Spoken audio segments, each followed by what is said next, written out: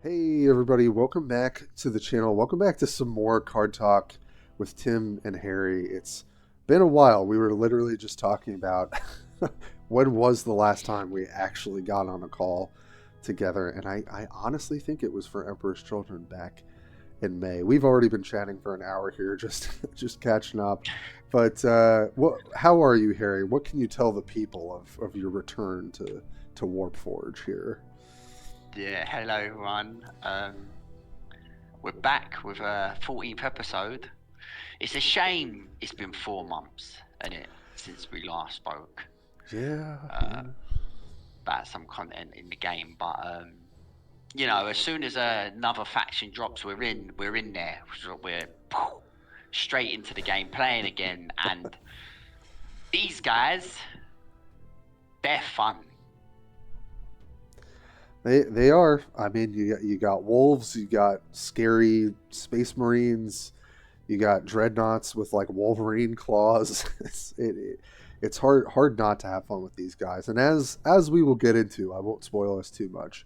I think we can safely say this faction is pretty strong, and that I think for a release obviously makes things feel more fun, right? You're winning more, you're doing more damage, more interesting stuff. And I will say there's some cards like the legendary that pulls out three cards from your deck and three cards from theirs, and they sort of fight it out. Like, I don't know, there's some fun stuff that we haven't quite seen before in Warforged, like card design.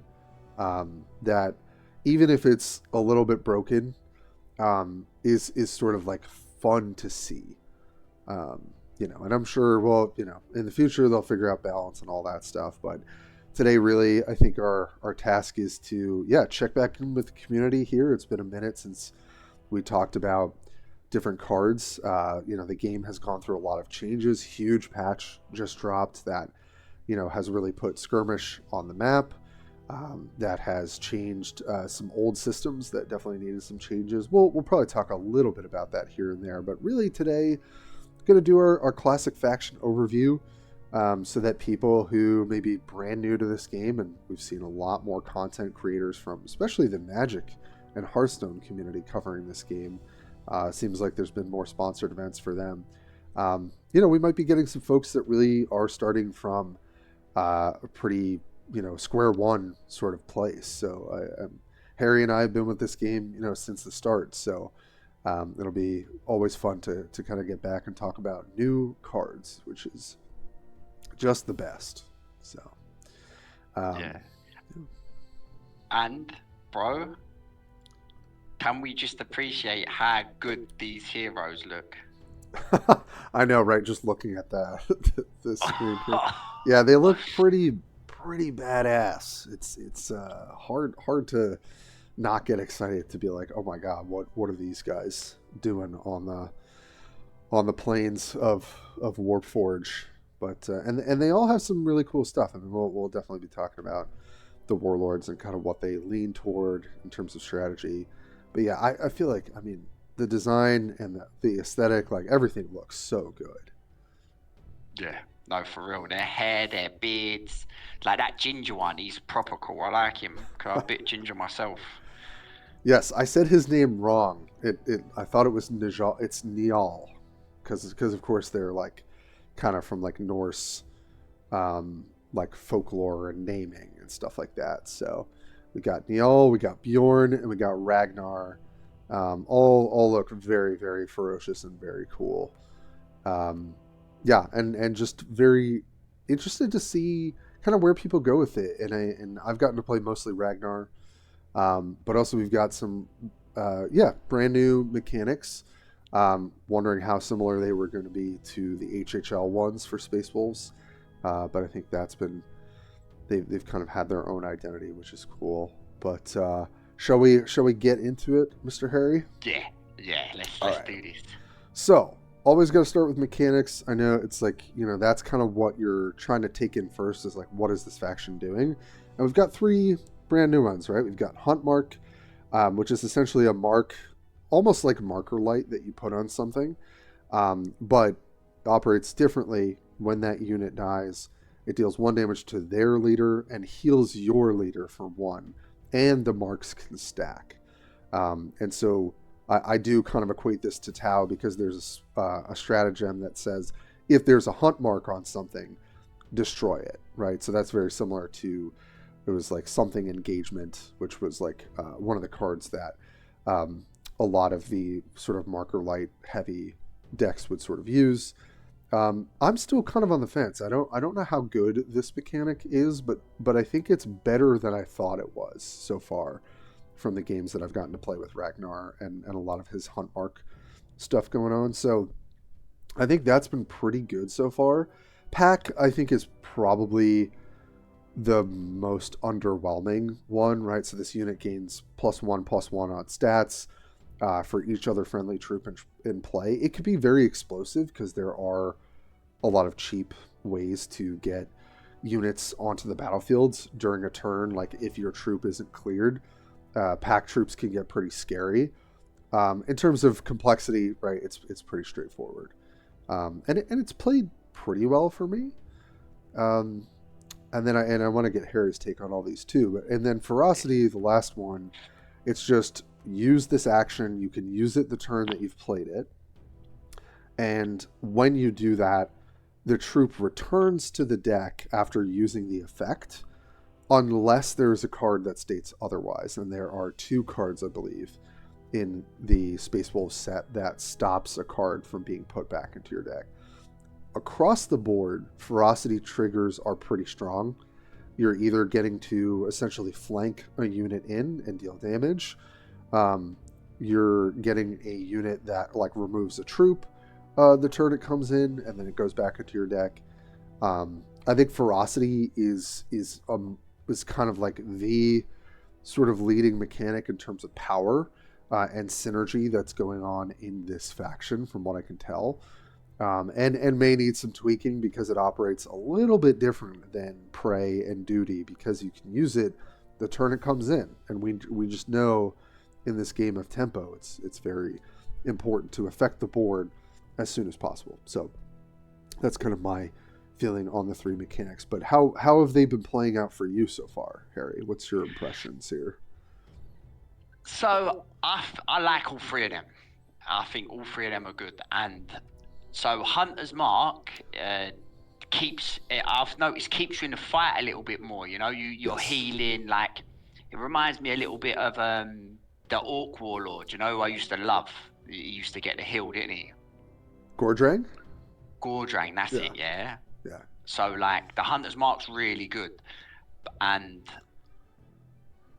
the pack I think is wicked as well. It's like, so you've got that I think it's a 5-drop, and he's got armor. It's like a wolfman, and he's like the people next to you have pack or whatever it is. Yes. Yeah, but yes. you drop that, he's not really got a lot of damage. He's got 4 damage, and then someone might think that, oh, I'm not going to kill that. That's got low damage. But then like the next turn, you get to throw down 5 things with pack, and all of a sudden he's got 10 damage. You know, and it's like you can really like it's explosive. Make people pay for not dealing with them. You know. Mm-hmm.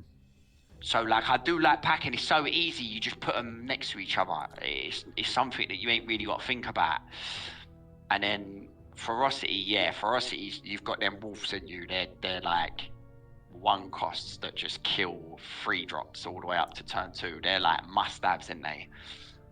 Yeah. And you've got like a couple other things, but I played the first few games without Ferocity because I didn't know how to activate it.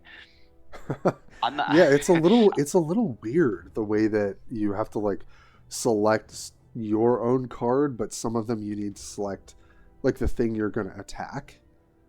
Yeah, like I was, and like you have to do like a Nike tick, don't you? You have to like push down and then push up at your card. I didn't know. I was just pushing down and it weren't going off, and I was running out of time. So I just said, all right, you know what? Don't worry about it. I won't use Ferocity then. And it took me a little bit because I've never really played with cards that have to do that.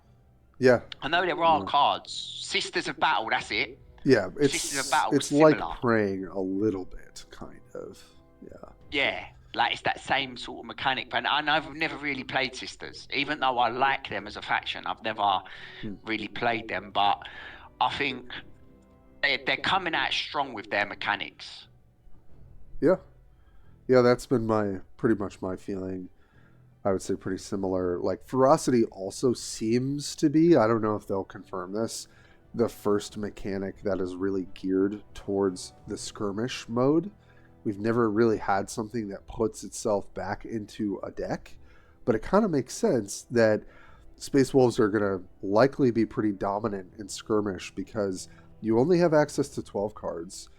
The fact that they can kind of recycle and have a beneficial effect on the board go back into your deck to then draw later, because you do fatigue in that mode. Like once you've drawn all your cards, you start taking damage. So Ferocity kind of inherently buffers your ability to keep drawing cards that have impactful effects. So I'm what I think this might set this tone for is, are the factions in the future, or the expansions in the future, reinforcements in the future, going to have some sort of nod towards skirmish mode specifically? And I guess we don't know yet, but I think it's fair to say that Ferocity was designed with skirmish mode in mind, because otherwise it would be a little strange. Because I think if it was just for Classic, we would have seen more ability to draw cards and have some sort of beneficial effect about recycling things into your deck. This just feels like, oh, this is very good in this specific mode. And also we're making this effect pretty powerful. So that was just one thought I wanted to share about Ferocity before we move on. But I think the mechanics seem to be pretty on brand. And overall, none of them seem like duds. They all seem like they definitely have a noticeable impact, in the game, in the board states, that really can push quite a lot of damage and also help your leaders sustain themselves. So speaking of warlords and leaders, we're going to start with the opposite ends of the spectrum, because I realized a lot of these two of these warlords have a bunch of cards attached to them. But to start with the starter, of course, we've got Ragnar Blackbane. And again, just a reminder for those who have been with Warpforge for a while, these health numbers for the warlord, that's for skirmish mode, not for classic mode. So for classic, you add 10 health. So Ragnar has 35 health in classic. Logan has 40 health in classic. So just something, especially us old hats, have to sort of like get around our head is you're not going into a classic with a 25 health warlord. Everyone would be War Shaper at that point, which would be kind of weird. So I still love him. Oh, I still play him. People say he's terrible. I'm like, I still love playing the crew. No one's going to tell me not. So, so Ragnar, I think Harry and I have the most experience with, obviously, the starter warlord. Very simple, right? Deal 1 damage to an enemy. If it's a troop, give it a hunt mark. So far, I feel like we've seen a lot of these effects of pay 2 energy for ping something plus an ability. I think Warhowl is actually one of the stronger versions of that, because there's so much support for Hunt Mark in the Space Wolves set. There's a lot of cards that say, hey, if you have a Hunt Mark, do this. If you have a different kind of Hunt Mark or a different amount of Hunt Marks, do this. So I feel like so far, I have felt okay, Ragnar has he's got a lot of good things going for him. In terms of power level, he's the lowest power level, which kind of makes sense. He is the starter warlord. But in terms of just like playability and, viability, I think he's pretty good. That's kind of been my take. I don't know how you felt about Ragnar yourself, Harry. Well, to be fair, I've been playing, because I got the pass, I've been playing with the epic one. So I ain't even touched Ragnar. Okay. Yeah, we're talking about Niall with all his different abilities. How's that been? Bro, he's mad. That's what I thought mad. When I revealed him. I was like, this guy, even though I read him wrong, I was like, oh, you can bank your cards like on bot. No, they're all ephemeral. You have to use them the turn you play them. But he also cares about ferocity, which I think is the most powerful mechanic in the set. So yeah, so you've been liking Niall, the Stormcaller? Yeah, I think I think I stick with him. Like Yeah. the Logan, the artwork looks mad, but Oh, so I played good. a bit of draft with him, and the whole the two dogs that you have in your hand, yeah, Yeah. like Ternak and they Fenrir. can bait you into like, so like you want to get them down as low as you can cost wise, but like, so you use your two energy on the draw and reducing the cost, but Yeah. then like you might be baited into like making a worse play because you want to get them to lower their cost. So like I think it's going to be a lot more thinking in that deck with Logan, whereas like the other one Yes. is like, yeah, you can make your thing have 4 damage and just like kill anything, or like Yeah. you can make something have less range attack, or like whatever it is. I really enjoy the middle one better. Yeah, Niall. Yeah, I mean, Niall I just like because I've always liked these modal sort of warlords similar to Varro, Tigurius, right? Like, okay, I'll get a Yeah, stratagem, or I'll make a shield, or I'll deal damage. All of these modes are very relevant, right? Living Lightning, generally going to be good for you, especially playing into multiple units, and Space Wolves have a lot of ways to drop multiple units. Murderous Hurricane, just bashing them for 4, trading 4 health for 2, obviously very good. Tempest Wrath, probably the least used mode, but probably will be very relevant. And the fact that the ability to get these can also be reduced using ferocity just means that this warlord has a lot of flexibility. So I'm not surprised to hear hear that you've liked him so far, and I totally agree with your assessment of Logan. I have not played any Y'all or Logan, but from what I've seen, Logan has obviously this very interesting, powerful thing going for him. We haven't really seen a warlord that has like a signature card that its own ability is like leaning toward, but it's very powerful, right? And there are a lot of ways to get stats onto Tyrnak and Fenrir, and that's probably what the decks will kind of like lean toward is, oh, how do I get a bunch of stats on Tyrnak so that it just basically almost one-shots the enemy warlord. But I agree with you, you can get baited into that, and you can obviously definitely fall behind if you're not really paying attention to the board state.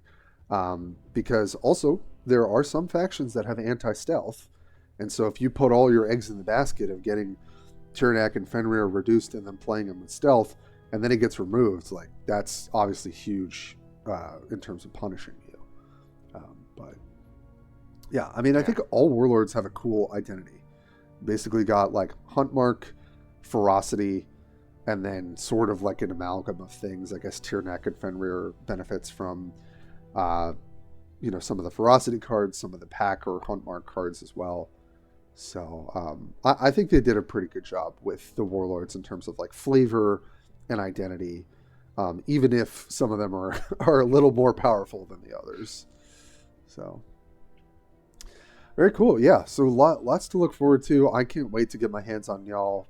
Specifically, I really think that that's my play style. But also Logan just seems like he can do something that no other warlord really has in the past, and really set up this kind of insanely strong combo, while also probably playing some very powerful cards. And Ragnar has been just really solid. I played a classic deck with all my kind of starter cards and the couple of packs that I've been able to open.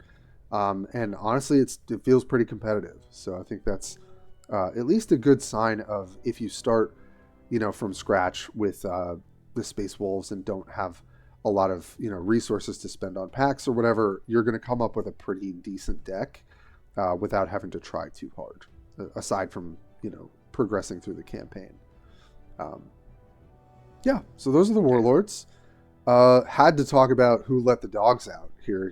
Who let all these wolves get on the battlefield, and it is the Space Wolves. They have brought them with them, and so of course we've seen Beast as a keyword before, but there's a little bit of some interesting synergy and just some different cost to these wolf-based cards, and they have their own kind of interactions between each other. So thought that would be fun to talk about because we haven't seen this sort of thing really before.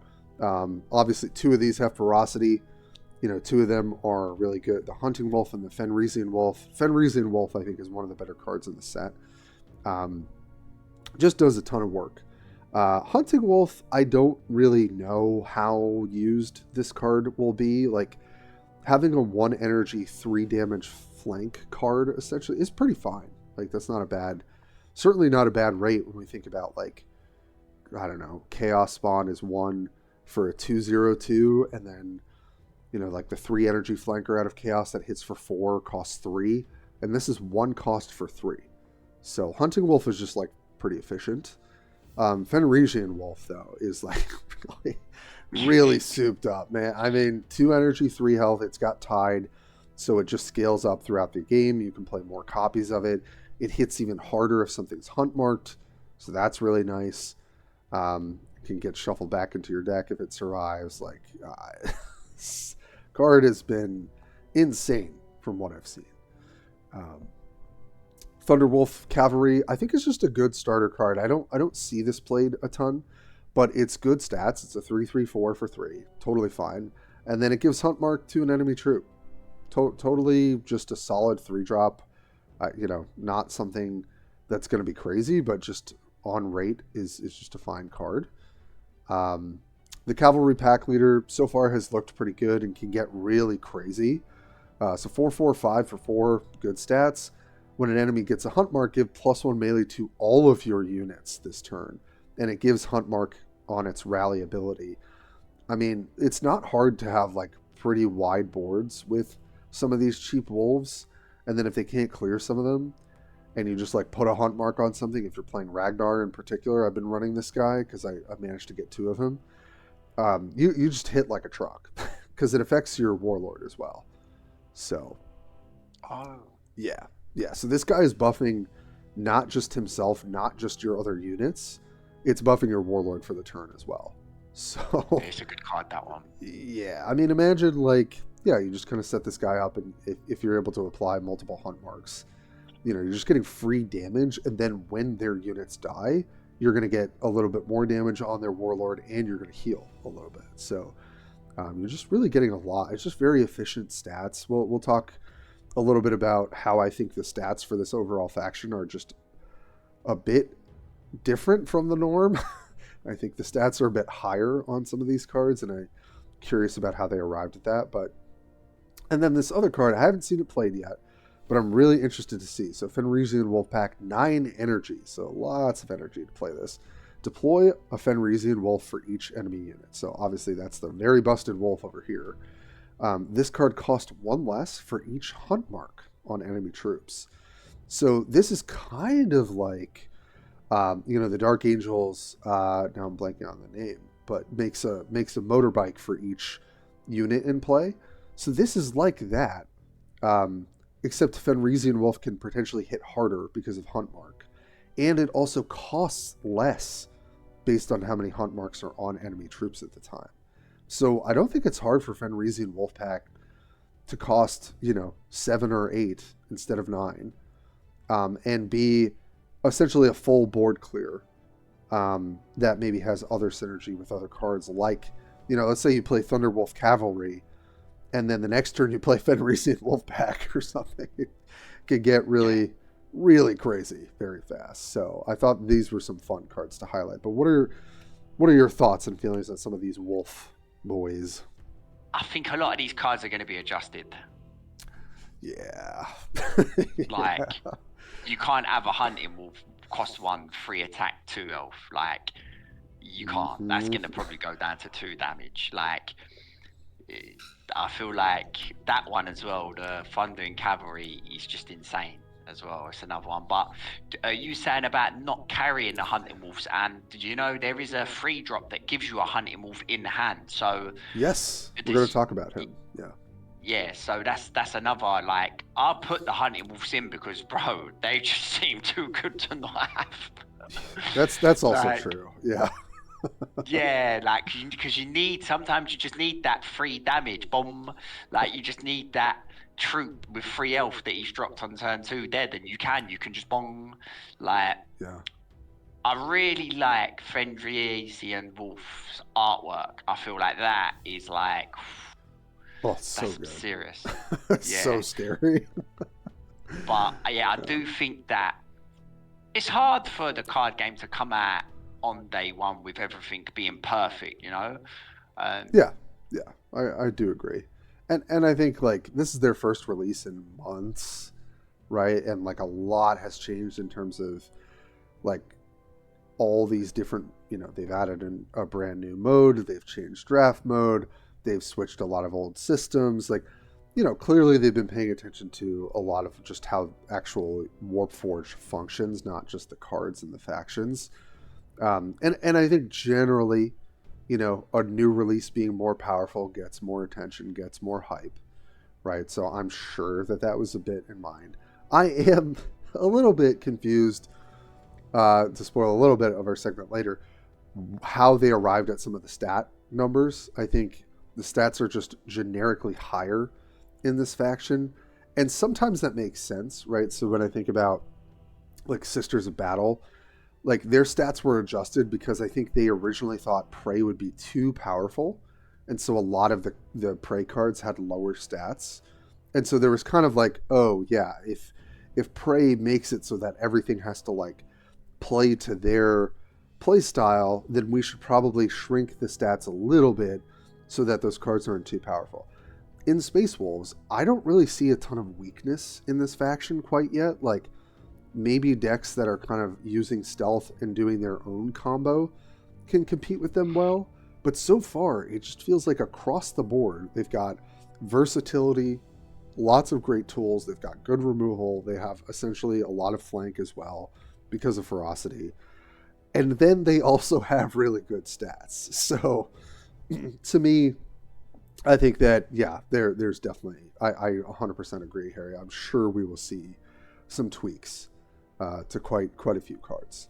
Fenrisian Wolf, I think, is also just the fact that it has tied, it can hit for 5 in stat. Like, I wouldn't be surprised if we see a lower attack stat on that as well. And then I'm kind of curious to see if Fenrisian Wolfpack is good. I think it will be. I think we'll see more of that. Maybe index like with Ragnar that lean more towards Huntmark, but very excited to see how all these dogs, play out. So to keep us moving along here, definitely want to talk about some of the other card types and kind of how that's looking. Infantry with a twist. I thought it was kind of cool that a lot of these infantry cards we're going to look at today are sort of a twist on things we've seen before. But not quite the same. And also the stats are very interesting, I think, across a lot of these cards.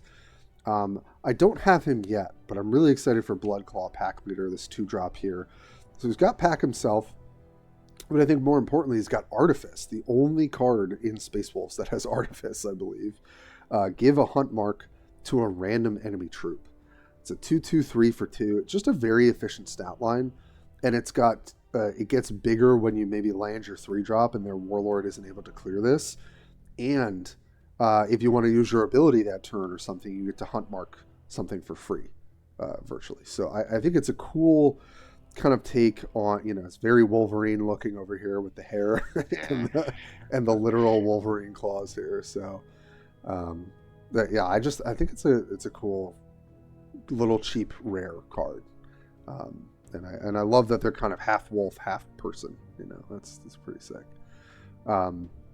So just to speed through, Iron Priest, just an interesting card. So the stats are just wild here. So 4 energy for a 3/2 with 6 health. Again, like not what I would expect. I would sort of expect maybe 5 health, maybe bump up one of the attack stats. But friendly vehicles have regeneration 1, and it has just draw a vehicle. Although I think the vehicles in this set, aside from a couple, are pretty underpowered, and we'll talk about that a little bit more later. This card just like stats are pretty solid. You get a free vehicle out of it. If you're able to play that vehicle on, I think the cheapest vehicle costs 5 in this set, I believe. That's kind of nice. Regeneration 1 is sort of whatever, but it's a 2-for-1 with just good stats. So I don't know, that seems really interesting to me. Wolf and Pack Leader, very cool.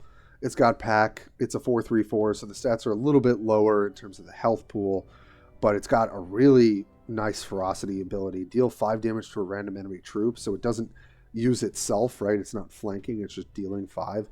Or deal 10 if you control no other troops. This thing is just like almost unconditional removal on a body. And you can choose if you want to use it that turn, depending on the board state. So just, again, like a really powerful rare card that also synergizes pretty well. Black Maiden Scepter, very cool. Also very cool attack animation for the ranged attack. It's one of the few that uses like the plasma pistols. We've seen Inceptors before, right? So this is kind of similar. I think they got the stats right here. A little bit on the melee, but bigger on the ranged. It's 5 health for 5. Because you don't want to have a ton of like easy flankers and ranged troops in the Space Wolves. They're mostly melee functioning. And also has a synergistic relevant strike. If the target survives and it's a troop, give it a hunt mark. And I'm playing this in my Ragnar build right now, and it's been great. It's a 2-for-1 that also gets some hunt mark synergy. Really like how the art looks as well. And then last but not least, then I'll hear how Harry's felt about these guys too. The Sons of Mordecai Eliminator, Sniper, 6 energy for 5 health, and obviously a whopping 7 ranged attack. And it's got a rally, give a hunt mark to a random enemy troop, and it's got ferocity, just attack a random enemy with hunt marks. So what's so fun about this card is obviously if there's something on the board, one thing on the board, you're going to kill that. You do have to be careful when you use this ability because it is random hunt mark and random enemy that has hunt mark on it. So if you've got multiple marks running around, it's not guaranteed. But also just like 7 ranged on a sniping unit is going to full clear something pretty easily. So yeah, what have you thought about some of these infantry cards and like nods to some of the cards we've seen before, but definitely a different take with the Space Wolves? So I ain't got the pack leader yet. Okay. Is that in the past or something? You can't get that, can you? You might be right. I actually haven't looked yet. So I think that's in the past. Okay. I don't think you can't even craft that because what I'm interested in is like, say you're playing the middle champion, and you use your hero ability, and then you pick the spell, and then does that count as 2 spells? Count as 2? I believe so. Yeah. Or can that artifice only happen once per turn? No, it happens for every spell. So yeah, you would get 2 triggers out of that. Yeah, so then that's you're sticking 2 hunter mark. Yeah, for the Blood Claw pack leader. Yeah. Damage and 2 health you're getting on your hero. Yeah, so I feel like he's gonna go well in that deck. Yeah, I like him. I really like him. The Iron Priest, I looked at the vehicles. I've got no interest in the vehicles myself. Someone probably will be able to make a deck with the vehicles, but I'm always playing them early to mid-range decks, because I never really play them long games because I like the games to be quick, and I think that's a reason why they brought the skirmish out, because they know people don't want to sit there for half an hour playing a game. Sometimes they want to just have a quick, Yeah. So the Iron Priest, I can't even see him really getting much play, really. Yeah, I do think he's kind of like an odd man out in this set, but I think if they ever get vehicle reinforcements, just the stats on the card and the effect is actually pretty solid. But yeah, I don't think he's what you want to be doing in this set for the most part. And then the Wolf and Pack leader, Jesus Christ. I think everyone's going to play this card. Yeah, but you know what? It's needed. The removal's needed. Yeah. I didn't realize that it did the damage. I thought it attacked. I didn't know that it didn't die. Yeah, that's one of the benefits of this guy for sure. Yeah, so that is like another great card for skirmish in particular. It's a very good card, this card. Very good. The Black Main Interceptor, I've got this card as well. I've been using it. He's just like your Space Marine one. I mean, he struggles to kill things on turn 5, though. Did you notice that? Yeah, and I think that was intentional, so that it's like, okay, but you'll get the hunt mark, and so it sort of offsets a little bit of that. I do think that the card, I'll probably end up replacing it in some of my more powerful builds, but yeah, it's fine. Like I would give this card, like a 5 out of 10. It's average for what you're getting. has a little bit of a synergy with hunt marks, but Yeah, and then the sniper, I haven't played with him yet, but yeah, me neither. he seems cool. Yeah, I think he'll be solid. Like probably a little awkward in some matchups and some board states, but seems solid to me. So Yeah, because he's like 7 damage random enemy, so he could hit hit your hero if he's got a hunt mark on it. you can't hunt mark warlords though, so he won't hit the warlord. What can't you? I swear you can have hunt mark on a warlord. I don't believe so, unless there's a specific card that says that.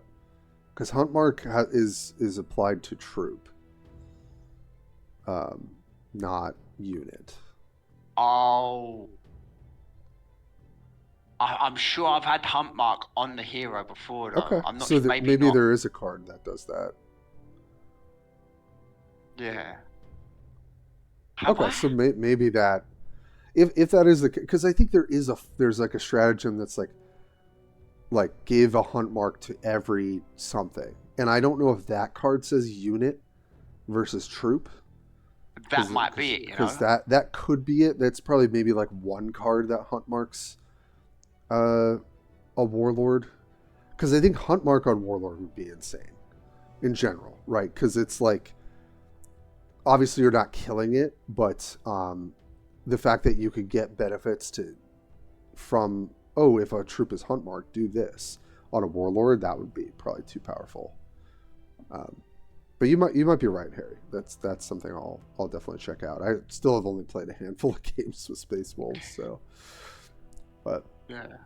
Anyway, yeah, some interesting, kind of like, we've seen some of these infantry types before, but there's definitely a bit of a twist in some of these, and some of them feel very, very efficient. Some of them feel kind of like meh, but are, because the faction's so strong, are still just fine to play.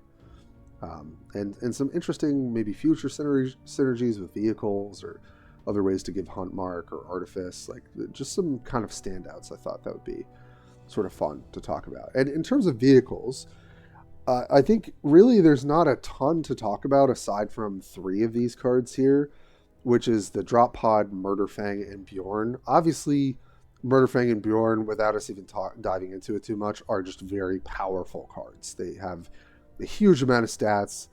They're going to be hard to get off the board, and they're going to hit like an absolute, dreadnought with giant claws. What's interesting / maybe problematic, Fenrisian Drop Pod, which is the cheapest vehicle in the set, is just really, really strong. It's a common too, right? So it's a 0/3 with 7 health and 1 armor for 5. Not much, unless you have Inspired Retribution or something like that, is really removing this on curve. So you could potentially leave it on the board, attack with it, and use Ferocity. But also its Ferocity is nuts. Deploying 3 different Grey Hunters that hunt mark each of them if they have enemy troops on the other side of the board. You're getting 9 health for 5 energy. It shuffles back into your deck. Or potentially you keep it on the board, attack with it. Maybe you take out a flyer or something.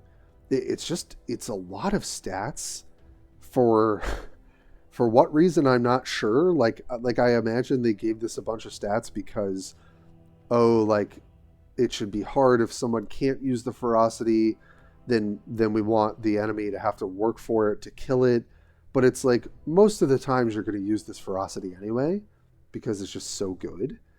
So I don't know. Fenrisian Drop Pod just is kind of strange to me, like how strong it is for a common.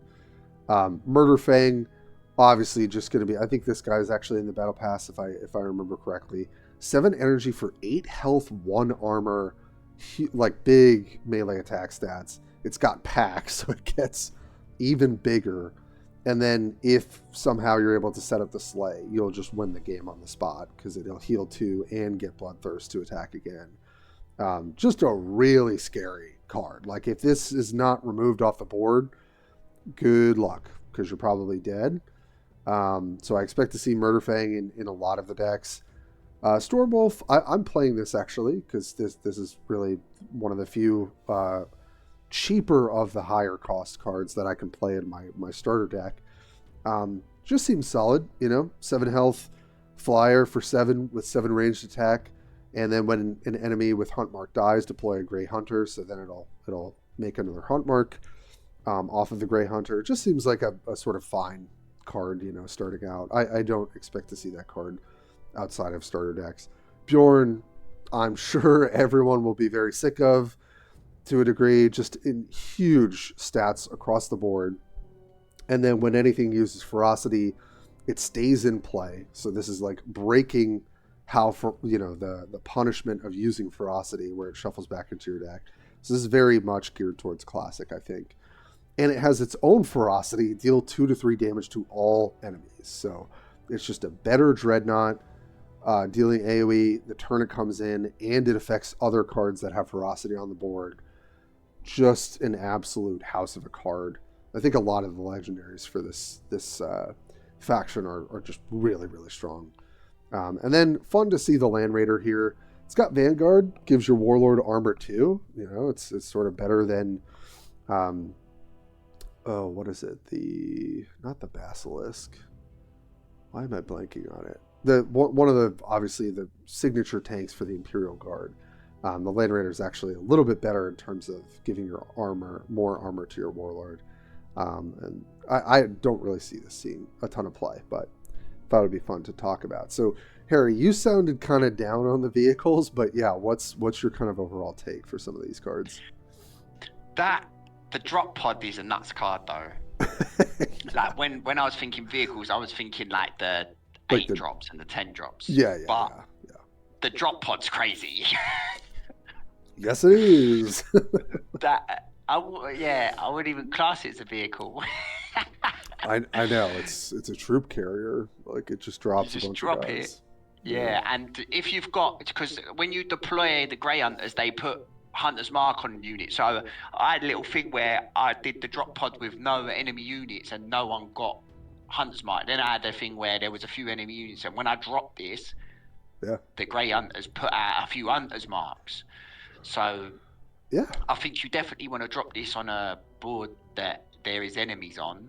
Yes. But it's just nuts. Because they're not going to kill it on turn 5 either. Look, 7 health, 1 armor. You could have that sitting there. Right. And then it's like, okay, so I guess I have to play something now. And then they're going to drop the guys next turn. It's a really toxic choice to have to make facing the drop pod. So. Yeah. The Murder Fang. I do like him, but he's like Slay, Bloodthirst. Yeah, a lot happens for you to be able to drop this on 7. You've been playing with Stormwolf. How you've been getting on with this at 7? It's fine. It's definitely like not a great. It's not a high tier card, but it's. Because wolves don't have a lot of flying threats or a lot of ranged threats, a lot of it's more leaning towards melee. I just was like, okay, let's try Stormwolf. It's got a little bit of synergy with Huntmark. I'm playing Ragnar. Let's try it, and it's fine. It's annoying to have to clear a 7 damage, 7 health flying unit when you're not that you're not expecting it, but it's like it's not really what the wolves tend to do. So I would give it, a 5 out of 10 again. Like it does its job for a starter deck, but I'm sure as soon as I'd have the opportunity, I'd play 2 Murder Fangs over this thing any day. But it's fine for now. That and Bjorn, mate. This card screams me. Oh, like he does. He screams me, man. I love these cards. Like. The Imperial Guard one was the big guy with the cigar, like. Oh, there's yeah. Always that. Yeah, there's that big powerhouse with Nork. the armor, the one. Yeah, that's it. Love Nork. I want this guy in it. Yeah, this would be my first craft. Yeah, I mean, it's just everything you want. It's everything you want and more. It's inherently powerful itself, hard to kill. It affects the board when it comes into play. 2 to 3 damage to all units is nothing to sneeze at. And it breaks how ferocity works. It's the only thing that makes stuff stay in play permanently. There is Bjorn's Shrine, which allows you to get one free ferocity trigger, and then the next time you do it, it goes back into the deck. But Bjorn fully just like powers up all your ferocity synergies. And it don't look easy to kill. No, 9 health, 1 armor. I mean, unless your card says destroy target, whatever. I don't know how people are killing a lot of these units. Same with Murderfang, 8 health, 1 armor on 7 energy. I don't know. Yeah. I mean, you gotta be winning the game, I guess, to be able to kill some of this stuff. So I do think some of these cards will be adjusted. And the Land Raider's fun to see. Not terribly competitive, but it's cool to see a Land Raider for sure. So, all right. Well, to keep us moving, I always like to do a little segment on, like, where should I start, right? Like, I'm opening these cards. I don't really know what they do. What are some, like, non-legendary cards that, because obviously just all the legendaries, if you put them in your deck, you're probably going to do great. So I just kind of picked a couple cards that, we talked about. Fenrisian Wolf is very powerful. I've got a couple of those. They've been great. A card that I revealed and was pretty sure was going to be good, the Grey Hunter Pack Leader. It's a 3/3/4. It's got Pack itself. It also has a really strong ferocity trigger. If you've got a 2-drop and then you play Grey Hunter Pack Leader, you can choose to just dump a bunch of stats onto something. It's pretty problematic. It's actually probably one of the best cards to pair with Logan, because you make that Stealth Wolf and then you play Grey Hunter Pack Leader, give it +4 health and +3 on stats. It's just going to be really scary with Bloodthirst.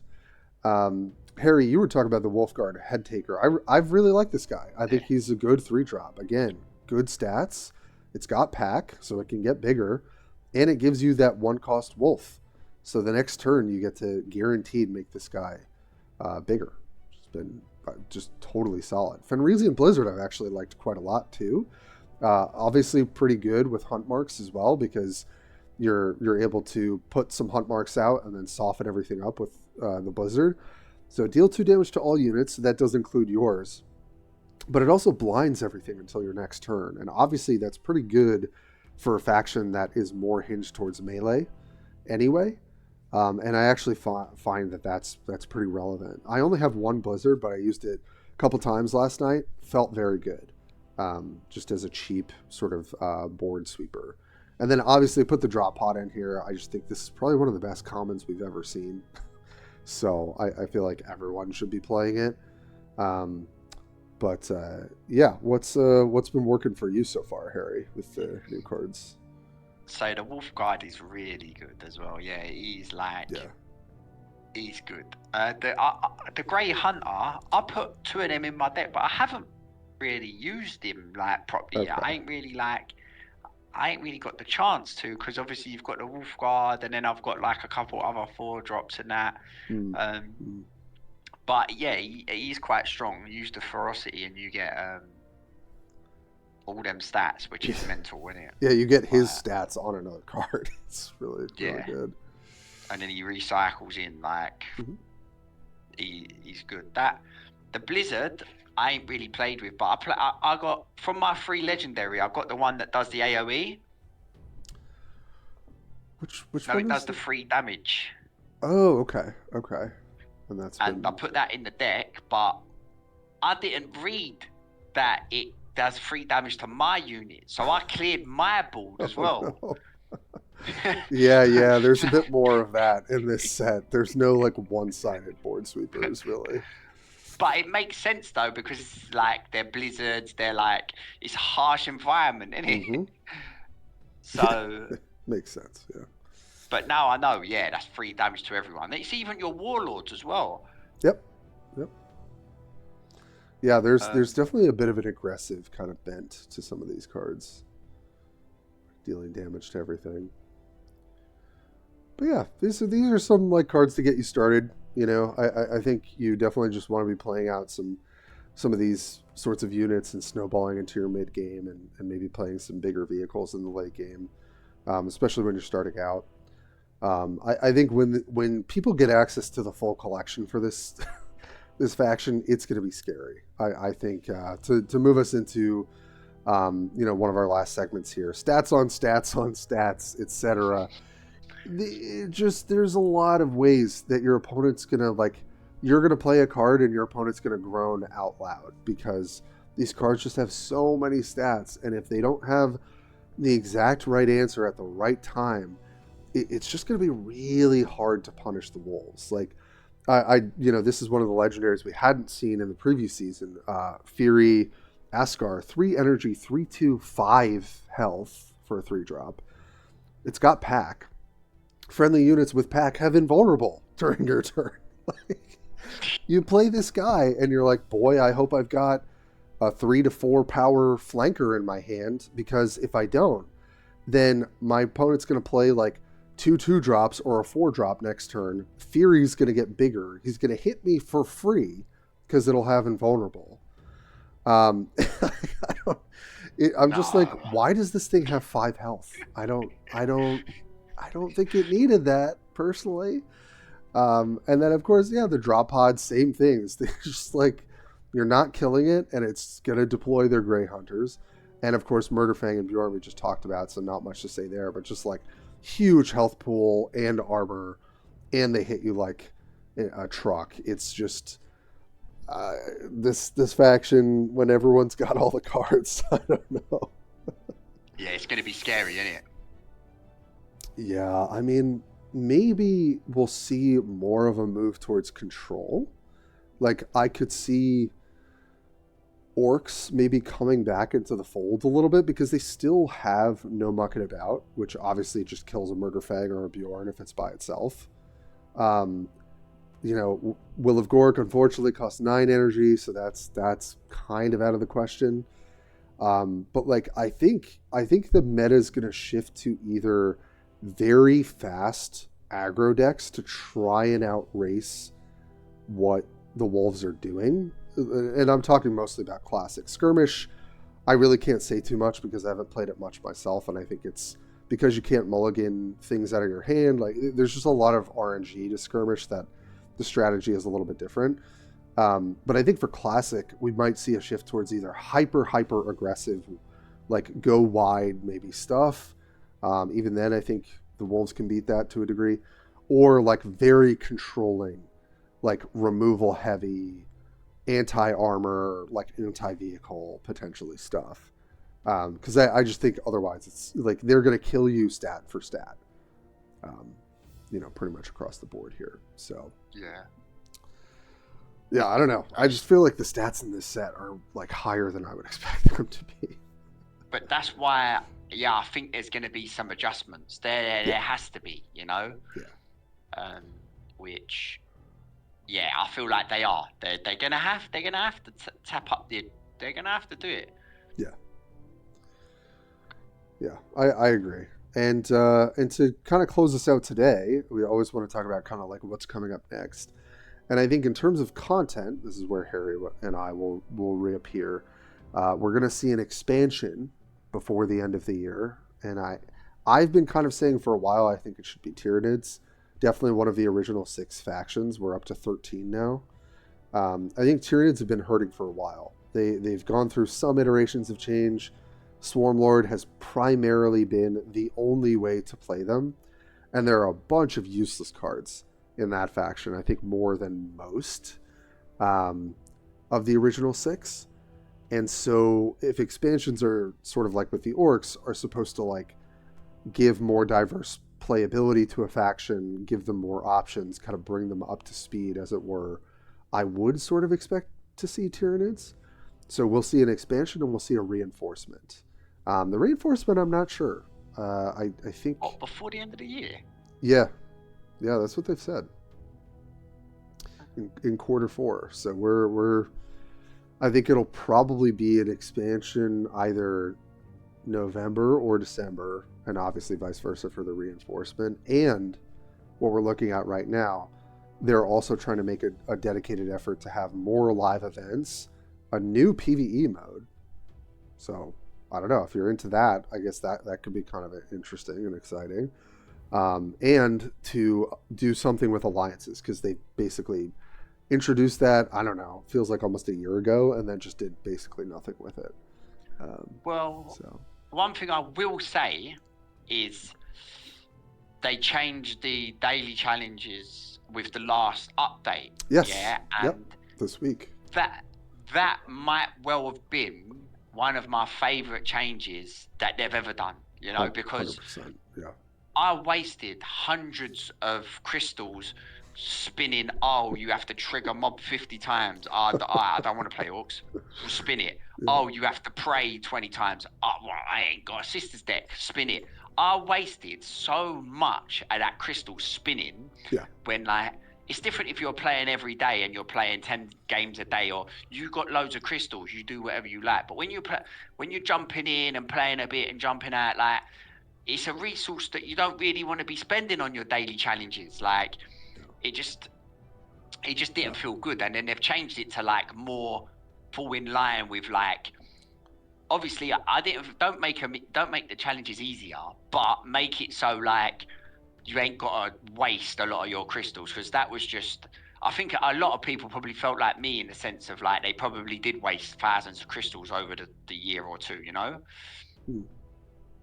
And Yeah. so that's a big thing that I like changed. And I'd like to see the pass being a little bit easier to complete if you buy it as well. In terms of like older, like past releases, what do you mean? No, Or... like the new the pass. oh, the pass. Yeah, yeah, the battle pass. Yeah, Yeah, yeah, the battle pass. Yeah, I yeah. would like, because I've played like, what is it? Like I've probably played like 20, 30 games. Mhm. I know I haven't done the weekly challenges, but I'm still only level 2 in the pass, and it's like, am I gonna complete that? Am I gonna be Yeah. able, like, And it's a month long, right? It's a month long grind. And I yeah. think I it's so interesting. I won't get up on a soapbox too much because that'll take take too much time. I know we've been here for a minute. I remember when raids were 2 weeks and they were like, "Hey, we're gonna shorten this to a week," and pretty much across the board, everyone was happy to hear that. Like, no one wanted the meta to revolve around one faction for 2 weeks, so they shortened it to a week because a lot of you had to do quests like for the chaos one, right? It was like you got to play a bunch of chaos games, so everyone's playing their chaos decks on ladder to get these things done because they want to grind the free stuff, or if they paid, they want to get to more content.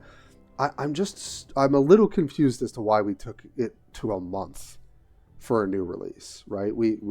I think the consensus with the player base was shorter is better, and now they kind of flipped that on its head and made it much longer and much more arduous and grindy. So I really hope they take that feedback. I think a lot of players have been saying that for a while, and just shorten these release periods so that people can get to this stuff faster.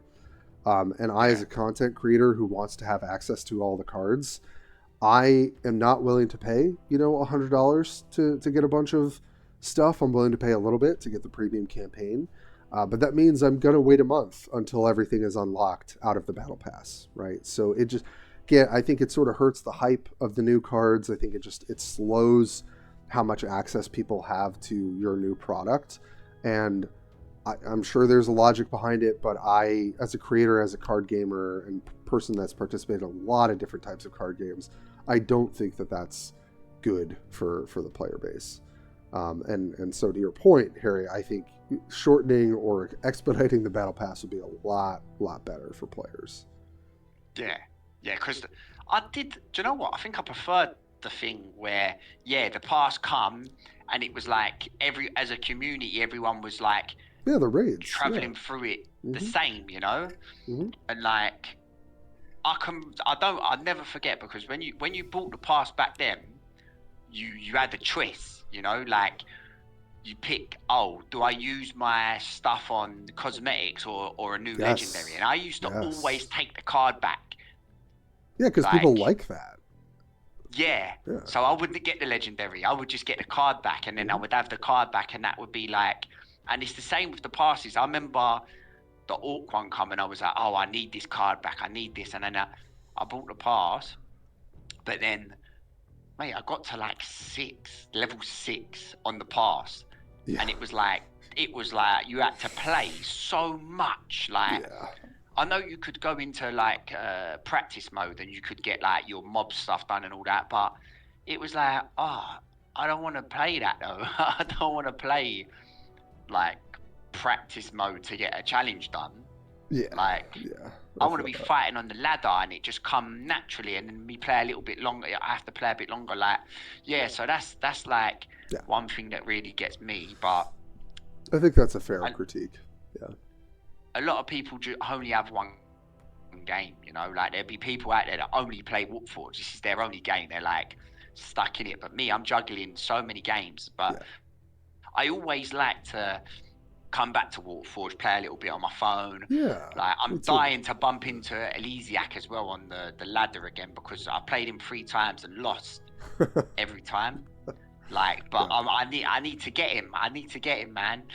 Yeah, you got to teach him a So, lesson. like, The teacher. yeah. I even wanted that where like we had me, you, BJ, and Elysiak have like a 2-on-2. Like, I would love for them to put 2-on-2 in the game, bro, because then we could like play. You know, That would be cool. you've abandoned the alliances as well.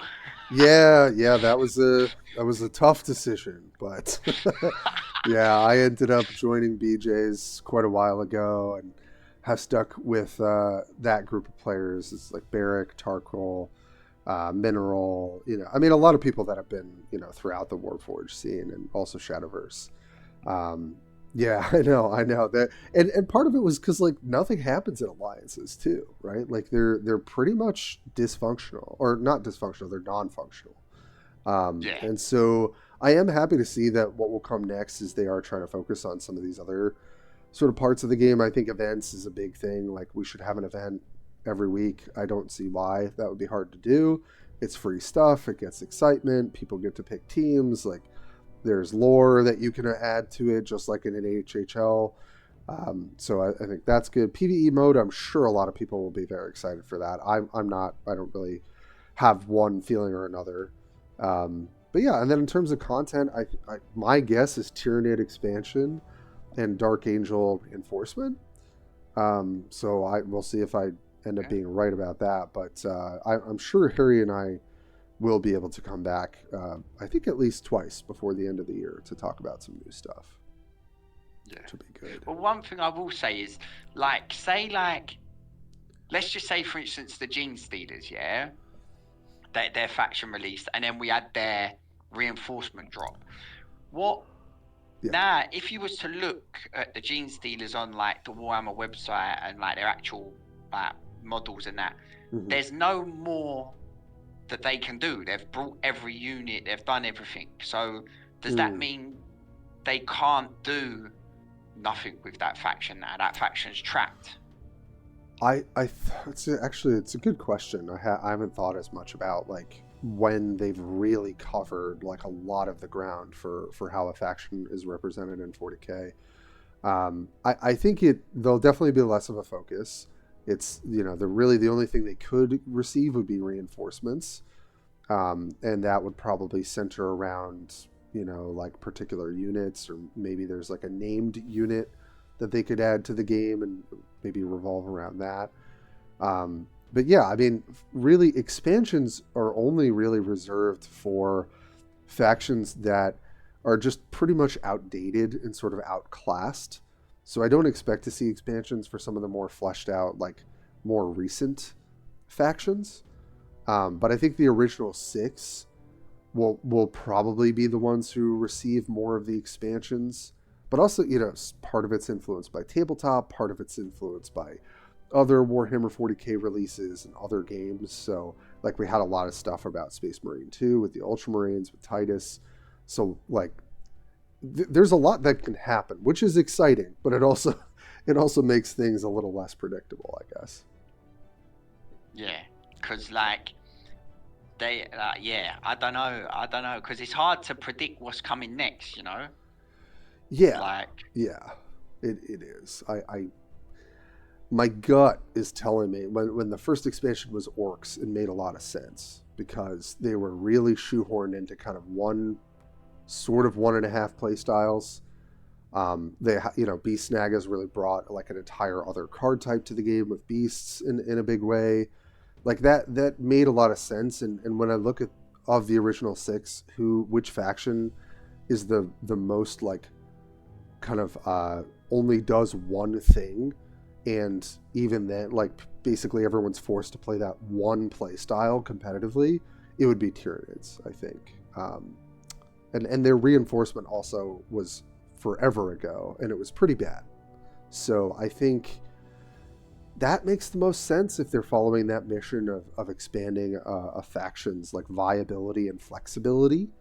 And then reinforcement, I think, of the original ones, or of the ones that have come in the next wave. I think Dark Angels have not received that, so that sort of makes sense to me. But I guess as we're wrapping up here today, there's a lot to be talking about with Warpforge these days. There's a huge, the huge update came with the Space Wolves, not just for the new cards and the new faction, but the definitely pushing of the skirmish mode, definitely changing those card missions for the better.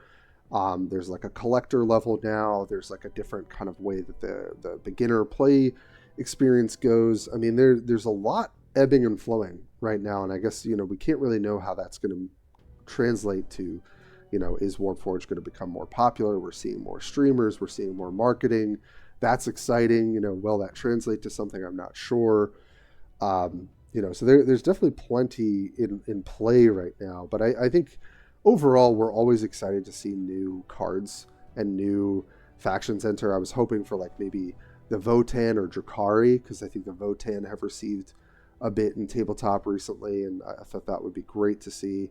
So there's always more stuff to look forward to, and I just hope that the game keeps improving.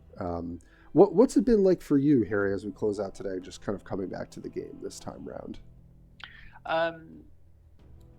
The challenge change is really nice. 100%. Yeah. That's one thing that really stood out to me that I really like. The collection level thing is just like just a number next to your thing, just showing how much you've bought. Really, like I don't really. That's a question. Have they changed that? When past level 3, do you still get dupes? Wait, past level 3 with what? When you upgrade your card, you use your orange and you upgrade it. Yes, with the Forge. So when you're past the level 3 Forge on a card, do you still get duplicates? I think level 4 is the highest level, actually. Level 4. I believe so. I could be wrong, but I think so. I don't think that's been changed. Because that's something that I think is to look at. Because if they might be trying to add like a level 5. Yeah. Because if they're not just going to dust them cards, and just give you the resource back, I think in the future they do plan to add another level to that. Yeah, they could definitely always, I think, like scale that up, which would probably be a good idea. I mean, I guess they'd have to make new graphics for level 5, but I don't know how hard that is to do. But yeah, the duplicate thing I think is still a bit plaguing this game, because I have seen a lot of stories where, because now there's a legendary locked in the battle pass and the vault, it means that you're much more likely, if a set has 7 legendaries, 5 of them are the ones in play in the packs, if you don't have the vault or battle pass. And so it means you're much more likely to open duplicates. So I've heard stories of people opening 4 of a legendary when they crack their packs. It's a terrible system, isn't it? Not good. Yeah, people do not want that. So I think whether they take stuff out of the vault or the battle pass that are legendary cards or whatever else, I do still think that the amount of duplicates is sort of plaguing the game. And I hope that they, at some point, probably take a little bit more of a deeper look into the Forge system. Because that's their catch-all, right? They're like, oh, if you get duplicates, you just put them in the Forge. And it's like, yeah, but the Forge is not the same thing as getting a duplicate legendary. It's just not. So to say that we're just going to fix all the problems by dumping that stuff in the Forge, I don't think that that's an actual solution. So definitely stuff that they said they're still not happy with in the game. systems wise, and I think the Forge is definitely a part of that. So I do think it should get some attention at some point, but I think we're closing out the year in a better place. Like, I hope we have some more exciting releases. I hope there's more just buzz and more people streaming, more people making content. There's definitely been an uptick in that, which I've been happy to see. So I think we're ending the year definitely better than it's been for most of the year for Warpforge, and I am grateful for that. So Yeah. anything in particular you are looking forward to, Harry, out of Warpforge, out of new stuff? The game growing. Yeah. Because I always look forward to that. Like Warhammer in general. I'm looking forward to that Dawn of War 4, to be honest. That looks so good. I'm so hyped for that. Bro. It's been a long time since we had a worthy Dawn of War game, although they did the remaster of the first one, which was great. Did you get it, the remaster? I did. I really have not had time to play it, which makes me sad, but I'm going to probably jam that for the holidays because it just brings so much nostalgia to play that again. But Dawn of War 4 is looking... Oh, I mean, that's what started it all for me, for Warhammer, so... that game was unbelievable. And then, I'm just going to wait for the new one. I like the way the units look, the animations, the graphics. So clean looking. Yeah, it really, it's so much far and above. But I do love the OG players who play. I watch a lot of Dawn of War 1 competitive because I love how technical it could be, how hard it looks. And I used to just play duos with my buddy down the street. We'd be like, get home from school and be like, all right, cool, you're gonna play Imperial Guard, I'll play Necron. We'd sort of hop on there and do that, which is always a lot of fun. But that is a big one to look out for, is Dawn of War 4. That's looking incredible so far. Did you ever play Space Marines? Nope, never got around to it. I didn't play it either. Yeah. And you can pick it up for quite cheap as well now. I know. I think I'm gonna do it at some point because I have a buddy who's also starting to get interested in it, because it's kind of got the Gears of War vibes a little bit for them. They're not a huge Warhammer fan, but yeah, I feel like there's tons of games I wish I could play. I just don't have the time or energy. But around the holidays, I always get some downtime. So yeah, I was saying to you, there's too many good games competing at each so other now. much. It's like it's so hard to just it is. Yeah. But yeah, I'm look, Tyranids expansion, like you said, I'm looking at. I would love that because they are cool. They're like aliens and that. Yeah. I think there's a lot of missed potential with that faction. I think it would really be great for some of the diehards who love them. And I've played them on and off, but it's mostly been just Swarmlord, and I think a lot of us are pretty tired of that from having done it. So yeah, lots to look forward to in the Warhammer universe, but also hopefully Warforged, and things are feeling. I've definitely been a big critic of a lot of things quite recently. I appreciate people sticking with me, even though I've bumped around to other games as well. But I will always come back to Warpforge when there's stuff to talk about and stuff to get into, because overall I do still really love this game, and I hope that it improves. And I love to see when there's a bit more life and a bit more buzz around it. So I appreciate everyone coming through for our 14th episode of Card Talk, and hopefully we'll have a 15th and a 16th very soon. Hopefully triple figures. That's right. Yeah. Keep moving onward and upward.